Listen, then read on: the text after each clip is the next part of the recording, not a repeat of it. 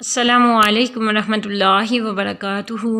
اعوذ باللہ من الشیطان الرجیم، بسم اللہ الرحمن الرحیم۔ رب اشرح لی صدری ویسر لی امری واحلل عقدۃ من لسانی یفقہوا قولی۔ رب یسر ولا تعسر وتمم بالخیر وبک نستعین، اللہم فقہنا فی الدین، آمین۔ آج کا ٹاپک سٹارٹ کرنے سے پہلے ارشاد باری تعالیٰ ہے، اور جب قرآن پڑھا جائے تو اسے توجہ سے کان لگا کر سنو اور خاموش رہو تاکہ تم پر رحم کیا جائے۔ یعنی اللہ تعالیٰ فرماتے ہیں کہ جب بھی قرآن پڑھیں تو اسے ہم توجہ سے سنیں اور ہم خاموش بھی رہیں تاکہ ہم پہ رحم کیا جائے۔ تو یہ ہم انسانوں کے لیے اللہ تعالیٰ کی ایک رحمت ہے، اور اللہ تعالیٰ سے دعا ہے کہ اللہ تعالیٰ ہمیں بھی اسی طریقے سے قرآن پڑھنے کی توفیق دیں تاکہ ہم پہ رحم کیا جائے۔ تو اسی کے ساتھ آگے ہم چلتے ہیں اپنے ٹاپک پہ، وہ ہے جی میم کے اجمالی احکام۔ میم کے اجمالی احکام میں دیکھیں، میم جو حرف ہے اس کی تین صورتیں ہیں۔ نمبر 1 پہ کیا ہے جی، متحرک جب ہوتا ہے میم تو تب کیا کنڈیشن اپلائی ہوتی ہے۔ متحرک کا کیا مطلب ہے کہ میم کیا ہوگا، میم کے اوپر یا تو فتحہ ہوگا یعنی زبر ہوگی، یا کسرہ ہوگا یعنی زیر ہوگی، یا پھر دمہ ہوگا یعنی پیش ہوگی۔ تو یہ کنڈیشنز ہوتی ہیں متحرک میم کی۔ تو کیا ہوگا کہ جب بھی متحرک میم ہوگا تو اسے عدم غنہ کے ساتھ پڑھیں گے۔ کیا کنڈیشن ہے جی، اسے کیسے پڑھیں گے؟ عدم غنہ کے ساتھ۔ یہ دیکھیں، عدم غنہ یعنی وہاں پہ غنہ اپلائی نہیں ہوگا، جیسے ہیں مالی کی۔ سیکنڈ پہ کیا ہے جی ہمارے پاس، وہ ہے مشدد۔ جب میم مشدد حالت میں ہوگا، اٹ مینس کہ جب بھی میم کے اوپر شد ہوگی تو اسے کہیں گے میم مشدد، میم مشدد۔ تو جب میم کے اوپر شد ہوتی ہے، ایسے یہ میم ہے اور اس کے اوپر کیا ہوگی، شد، تو اس میں کیا ہوگا، اسے کہیں گے مشدد۔ تو اس میں غنہ ضروری ہوگا، کمپلسری کنڈیشن ہے یہاں پہ مشدد کی۔ جیسے تو یہاں پہ انہوں نے جو اگزامپل دی ہے وہ کیا ہے، تو کیا ہے جی تھرڈ پہ، وہ ہے ساکن۔ جب میم ساکن حالت میں ہوگا یعنی جب اس پہ جزم ہوگی، یعنی اس پہ کسرہ، دمہ یا فتحہ، ان تینوں حرکات میں سے کوئی بھی حرکت نہیں ہوگی بلکہ جزم ہوگی، تو اس کی 2 کنڈیشنز ہیں ہمارے پاس۔ وہ کیا ہے جی، نمبر 1 پہ غنہ اور سیکنڈ پہ عدم غنہ۔ ہاں جی، تو غنے میں کیا ہوگا، جب غنہ کریں گے تو کیسے کریں گے؟ میم ساکن کے بعد جب میم یا با آ جائیں گے تب غنہ ہوگا۔ جب بھی ایسا کوئی لفظ جس کے لاسٹ پہ میم ساکن ہے، اوکے، اور اگلا جو لفظ ہے وہ میم سے سٹارٹ ہو رہا ہے یا پھر با سے سٹارٹ ہو رہا ہے، تو کیا ہوگا، وہاں پہ غنہ ہوگا۔ جیسے اگزامپل دیکھیں، ہمارے پاس ہے علیکم مرسلون، تو یہاں پہ دیکھیں یہ میم ساکن ہے، اور آگے دیکھیں جو اگلا لفظ ہے وہ بھی میم ساکن، میم سے سٹارٹ ہو رہا ہے، اس کے اوپر میم کیا ہے، وہ میم متحرکہ ہے یعنی میم پیش ہے میم کے اوپر، اور یہاں پہ میم ساکن ہے علیکم کے اوپر، ٹھیک ہے۔ تو یہ میم ساکن ہے اور اگلا جو میم ہے وہ ہے پیش والا میم، تو یہاں پہ کیا ہوگا جی، غنہ ہوگا، علیکم مرسلون۔ اور نیکسٹ کیا ہے جی کنڈیشن، وہ کیا ہم نے پڑھی کہ جب میم ساکن کے بعد حرف با آ جائے، تو با جب آ جاتا ہے تو بھی اگزامپل ہے ہمارے پاس علیکم بوکیل۔ تو یہاں پہ دیکھیں یہ جو میم ساکن ہے علیکم کا، اس کے ساتھ ڈائریکٹ آگے جو اگلا لفظ ہے وہ کس سے سٹارٹ ہو رہا ہے، با سے، تو بازر بھی۔ تو جب بھی با آ جائے میم ساکن کے بعد تب بھی غنہ ہوگا۔ اگلی جو کنڈیشن ہے ہمارے پاس ہے وہ ہے عدم غنہ۔ اس کو پڑھ لیتے ہیں، جب میم ساکن کے بعد میم اور با کے علاوہ کوئی اور حرف آ جائے تو غنہ نہیں ہوگا۔ جب میم ساکن کے بعد، جب یہ جو اوپر والی کنڈیشنز پڑھی تھی نا کہ میم اور با آ جائیں، میم یا آ جائے یا پھر با آ جائے تو غنہ ہوگا، لیکن عدم غنہ میں کیا ہوگا کہ یہاں پہ یہ جو میم ساکن کے بعد با اور میم والی کنڈیشن تھی وہ یہاں پہ اپلائی نہیں ہوگی۔ میم اور با کے علاوہ کوئی اور حرف آ جائے تو غنہ کیا ہوگا، نہیں ہوگا، وہاں پہ غنہ بالکل نہیں ہوگا۔ جیسے اگزامپل ہے ہمارے پاس انعمتا، تو یہاں پہ دیکھیں انعمتا،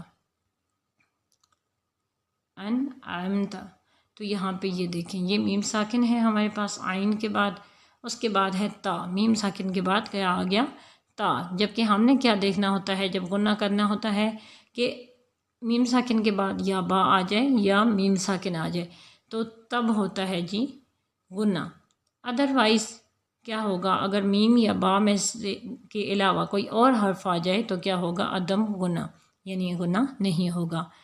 نیکسٹ دیکھیں جی یہ اس کو انہوں نے سمرائز کیا ہے کہ میم کی کتنی کنڈیشنز ہیں، وہ ہیں 3، وہ کون کون سی ہیں؟ متحرک، مشدد اور ساکن۔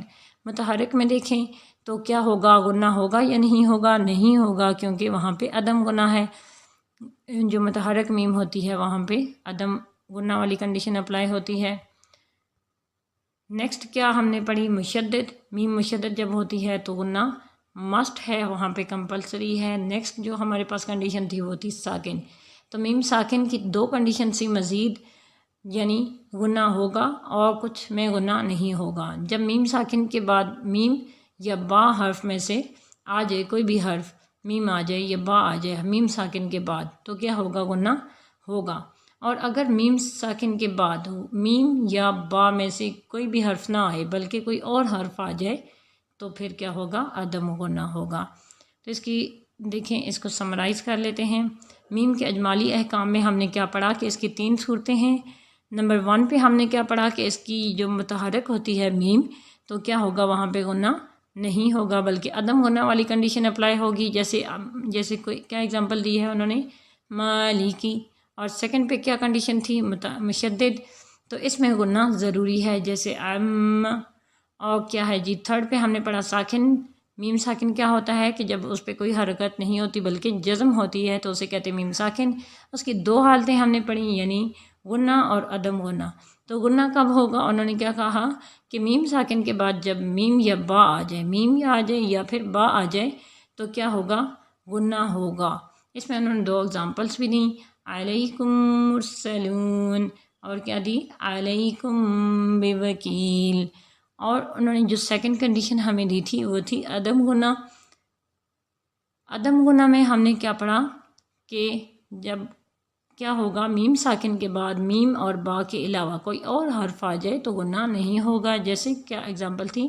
انعمتا۔ اب یہاں پہ دیکھیں میم ساکن کے بعد با اور میم میں سے کوئی حرف نہیں ہے بلکہ تا ہے، تو یہاں پہ غنہ نہیں ہوگا بلکہ عدم غنہ والی کنڈیشن اپلائی ہوگی۔ ہاں جی، تو یہاں پہ دیکھ لیتے ہیں ہم اس کی ایکسرسائز۔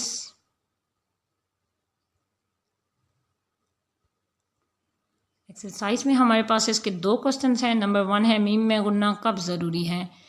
مثال بیان کریں۔ تو غنہ کب کنڈیشن اپلائی ہوتی ہے میم میں؟ وہ دیکھتے ہیں ہم پڑھ چکے ہیں کہ جب میم مشدد ہوگا تو اس میں کیا ہوگا؟ غنہ ہر حال میں ضروری ہے۔ یہ ایک ہے جی ہمارے پاس کنڈیشن کہ جب میم مشدد ہو۔ سیکنڈ کنڈیشن میں ہم نے کیا پڑھا کہ غنہ کب ہوگا؟ میم ساکن کے بعد جب میم یا با آ جائے، میم یا با آ جائے تو بھی غنہ ضروری ہوگا، جیسے علیکم مرسلون اور کیا ہے جی علیکم بوکیل۔ تو یہاں پہ کیا ہوگا؟ یہ 2 کنڈیشنز میں غنہ اپلائی کرنا ضروری ہے۔ نیکسٹ ہم نے کیا پڑھا کہ جو سیکنڈ کوسچن ہے میم میں عدم غنہ کب ہوگا؟ مثال بیان کریں۔ تو عدم غنہ کی کیا کنڈیشن ہوگی؟ عدم غنہ کو بھی دیکھ لیتے ہیں۔ عدم غنہ کب ہوگا؟ اس کی بھی 2 کنڈیشنز ہیں ہمارے پاس۔ دیکھیں جب ہوتا ہے نا میم متحرک تب بھی غنہ نہیں ہوتا، تو یہاں پہ بھی عدم غنہ ہوگا۔ اوکے، متحرک ہے، اسے عدم غنہ کے ساتھ پڑھیں گے، جیسے مالکی۔ اور سیکنڈ پہ ہم نے کیا پڑھا کہ کب غنہ نہیں ہوگا جی؟ یہ ہے جی عدم غنہ، جب میم ساکن کے بعد میم اور با کے علاوہ کوئی اور حرف آ جائے تو غنہ نہیں ہوگا۔ تو یہ بھی کنڈیشن ہمیں یاد رکھنی ہے، جب میم ساکن کے بعد میم اور با کے علاوہ کوئی اور حرف آ جائے تو غنہ نہیں ہوگا، کیونکہ میم ساکن کے بعد میم اور با آ جائیں، میم آ جائے یا پھر با آ جائے تو پھر وہاں پہ تو غنہ ہوگا، لیکن میم اور با کو چھوڑ کر باقی جو حروف ہیں ان میں سے کوئی حرف آ جائے میم ساکن کے بعد تو وہاں پہ عدم غنہ ہوگا، جیسے انعمتا۔ صحیح ہے؟ ہاں جی، تو یہاں تک ہمارا لیسن کمپلیٹ ہوا الحمدللہ۔ نیکسٹ لیسن تک کے لیے اللہ حافظ۔ چینل کو سبسکرائب کر دیجئے اور بیل آئیکن کو پریس کر دیجئے۔ سبحانک اللہم و بحمدک اشہد ان لا الہ الا انت استغفرک و اتوب الیک۔ السلام علیکم ورحمۃ اللہ وبرکاتہ۔